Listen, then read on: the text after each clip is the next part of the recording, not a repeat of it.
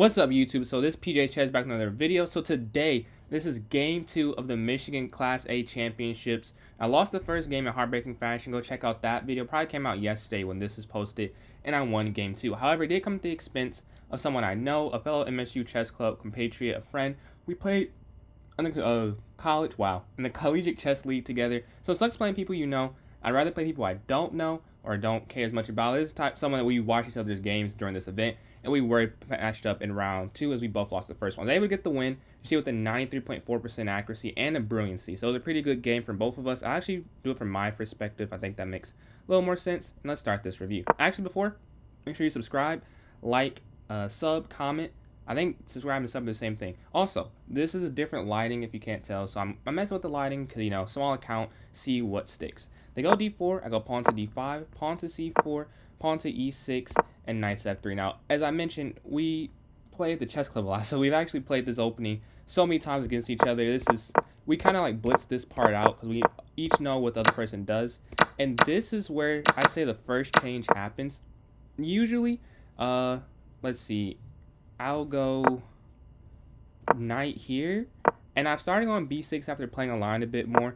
And because of b6, I don't know if they would have done it anyways. They decide to take. I take.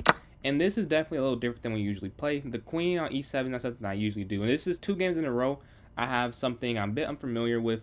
Because even online, I haven't played this a whole lot. I think I played on stream a few times. I may have a video or two. But I'm here to tell you, in terms of Queen's Gambit Decline, this is not my most played line of it. They go bishop d3. I go bishop to d7. Castles, castles. Rook to c1. Knight b to d7. And knight here to e4. Now, at this point, I'm not loving my position. c5 at this moment feels a bit rushed, and that's what I want to play. Like c5 here, actually it's fine, but from my perspective, it didn't work because of takes, takes, and the computer says it works, but I don't want to create two isolated pawns unnecessary in an unnecessary fashion. Necessarily, I think that's a word. Maybe it's not, but I didn't want to do that. So I went rook here, a to c8, so I could go c5. They go queen here to e2. I go knight d to f6, and this move was an inaccuracy, and I kind of felt it during the game. It was a move I took a while on, and I've heard people talk about if you take too long, you play a bad move. Now I'll say some of the moves I play in this game contradict that. Like, I take a while to find a good move, but this is one where I agree. I took way too long, and I go knight d to f6. I don't know what I was seeing, to be honest with you. It just doesn't make any sense in any capacity. Like, trying to explain this, it weakens the position because it was doing a very good job of guarding that square. This square is no longer guarded. I go here anyway, so I saw this move, and I just went there and moved too late. So I couldn't really explain it. It was a dumb move. But they go knight to g3. I'm not punished taking it. I just don't think you would do that, honestly. Because if you take this knight, you could roll the pawn down. But this feels like you're trading a good knight for a bad knight. And here you may have plans to reroute it. We didn't actually talk about what this knight move was for, but I'm assuming there was a plan behind it. Maybe e4. And when you trade off a good knight for a knight that's doing pretty much nothing, it's kind of hard to do as a player. I wouldn't do it and I kind of mentioned that in one of the videos I posted yesterday, that there was a better move than when I played, but I don't know how many Class A players are going to see that. So it is not to blame there that they don't take advantage and take the knight. I go c5 as I planned to with going rook a to c8 to begin with. And after bishop goes back, I'm starting to like my position. I'm feeling a bit confident. I go knight to b4, a move that took me a while to play. And this is where I was like, I got to play above my rating. And I say that because this is not something I would usually play. This is a move that is easily kicked out with a3. Now, the plan here is like this, which is a pin. Obviously, I knew he was going to see that, which is why I was like, this move doesn't make a lot of sense, is they'll obviously avoid it. But my thought process with it was that I get on a good square, I can get my bishop on a good square, get some initiative, and then I can go from there, versus playing behind the 8 ball, would let them get the initiative. Now, I didn't see how they could in this position. It's more figuratively, if I don't play the initiative, maybe they go e4, and I'm playing defensive. So I want to go on the aggressive side, even though I knew a3 would come eventually, kicking the knight. So I go knight to b4, attack, threatening that pin. They have to avoid it, obviously, because as I mentioned, if they went anywhere else, pretty much, bishop there. I guess they could have went bishop to d3, but I was fine with that after. Oh, no. Like, excluding the fact that this is a losing tactic, like, if it was just knight for bishop, even that I was fine with. Now, this loses because of this, I believe. Yeah. Yeah, this is pointless. Regardless, that is not why I did it. So I get bishop a6. Another move. I don't know if it took me a while, but it took a lot mentally to play it because again, this is a move that does more or less nothing short term. My thought process was I control this diagonal long term. They're not going to want to play bishop d3 because they're going to lose a piece or two, and they don't go there. After queen here to d2, I go rook a to d8, and this is where I start to feel confident again. Now, I know the eval bar says I have a slight advantage. The reason I felt good is because I'm going to create an isolated pawn very shortly. The queen is behind it, and I'll do it in the game, so there's no point of even showing my thought process. A pawn here to a3, knight to c6. Now, knight b to d5 just doesn't make a lot of sense. Where I did come from, but what you have to know about your pieces is you have to learn when they've served their purpose. The knight on b4 served its purpose, and the knight, when it was on here, served its purpose to go to b4. Now knight c6 has more opportunities, so I go knight to c6. As I put pressure here, I look to reroute to the side of the board. Now, obviously, I can't go there. Well, actually, I can go. No, I cannot go there now. I don't say I can because of the pin, but this knight also guards it. But it does guard this square from this knight, so it has more purpose here. Whereas on this square here, it's attacking that square, that square, that square, and that square, all which are nothing in this game right now. But this square and this square are involved, which is why I went knight to c6. The queen drops back. I take, and now this is where I start to see my advantage fizzle out on the board. Not fizzle out, come to fruition on the board. These moves, knight to b4, bishop a6, which had no purpose, or had a purpose, but had a small purpose, which is to facilitate an isolated pawn, that it worked. I finally seen it on the board. I'm like, okay, now how do I convert this? Now, the reason isolated pawn is so bad in this position is because I have so many blockaders. Now, there are times where I've been playing in mind games online, or you've maybe seen well, I'm not a master, I'm class A, but you've seen masters or grandmasters have it, because there are lines where it works. This, however, is not one where it does necessarily work, is I have too many pieces to stop it, too many pieces to attack, because I have two knights on the board, not a dark square bishop, but two knights, and two knights, rooks, and a queen is just a lot we're going to have to put up with. They go pawn here to h3, a move that makes sense, because in any case, I already have done this, and you don't want to be waiting and have your pieces forced to guard the king, so you have this escape square here. I go knight here to a5, the best move. The reason I went here is I was like, okay, I thought for a while, I gotta do something. It felt aggressive. I like this move here. I like this square here. I like that I could offer a rook trade and then take this potentially. Like, obviously the knight's protecting it, but with the knight on b3, a fork there. I just thought it was very aggressive, and that's why I went for it. And they go knight here to e5. But we actually talked about this. They said that they wanted to do this first, actually, and then knight e5, but they touched the knight first.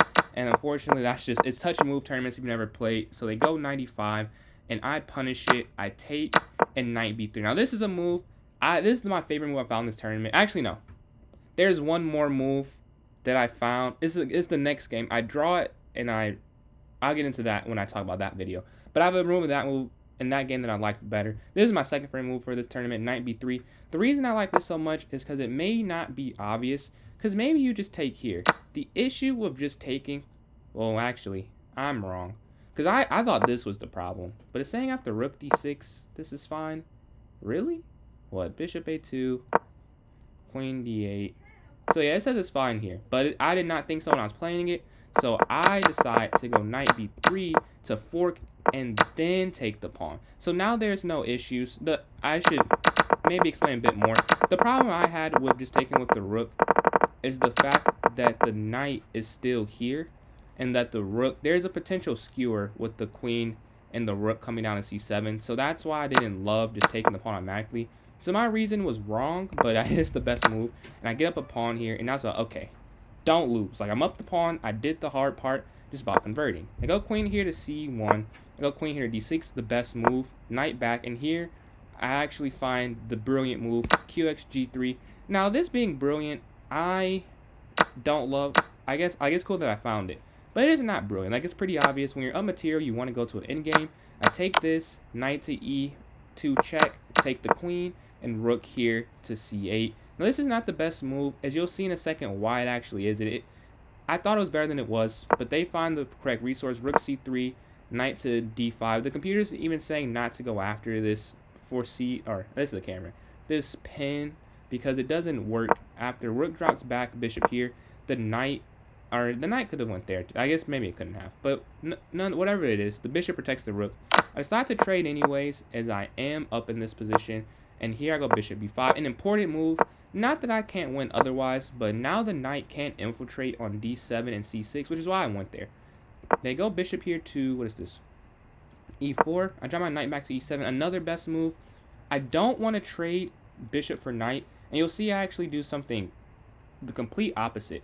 But I play games, and when someone has a knight, it's just hard to play against. And this is where getting an advantage in the game before the end game is so valid. Because I had this advantage, I can make the decision not to trade down and how I want to trade down. Because now, if I were to have done it and allowed this trade like this is a lot harder to win. It's an isolated pawn with a knight that can switch color complexes versus a bishop that's stuck on the light squares. So I decided not to do that. I dropped back. I continued to guard this square so they can't infiltrate, and I also very sneakily, not sneakily, I guard this square, so if I do want to go f6 eventually, I can at least trade off one set of pieces. They go pawn here to g4, I go f6, knight drops back, bishop here offering a trade, and then bishop here to e3.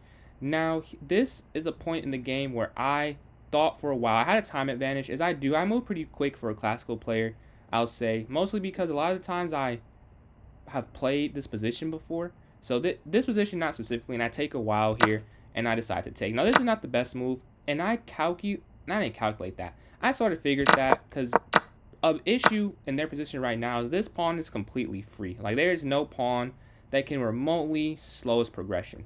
So when I take this, I now add a pawn that can slow this e-pawn's progression.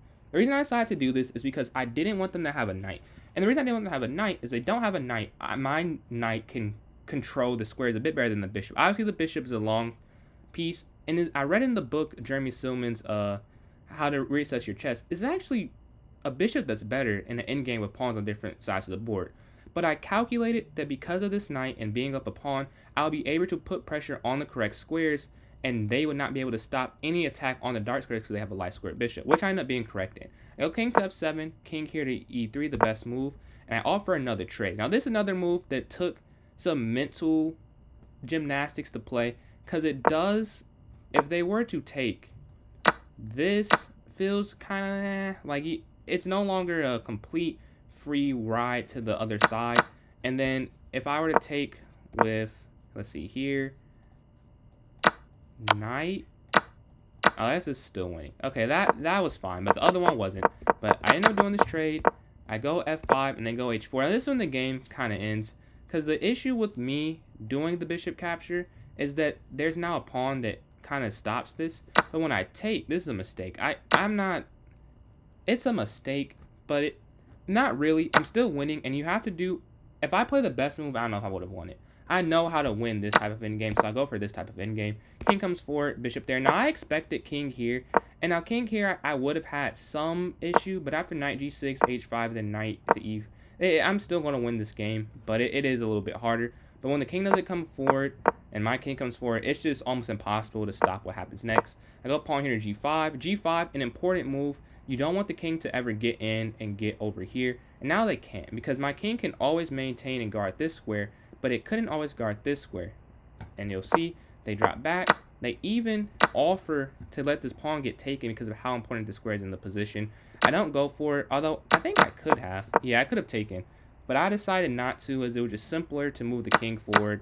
I still guard, as you see, you can't go around there, you can't come forward. So there are 3 files completely cut off from the king, and it has to stop it either head on, or I'll go all the way around and go here and try and do something, which both are a bit nonsensical, which is why it's just kind of hard to win, and why it's minus 4.4 for black. I go king here to f3, I drop my knight back to g8. Now this, I would say, is the dagger. There are a lot of ways to win, I think, but knight g8 is just the simplest, because after knight f6, I'm controlling this square 2 times, where it be zugzwang eventually, as you'll see, because pushing these pawns does pretty much nothing.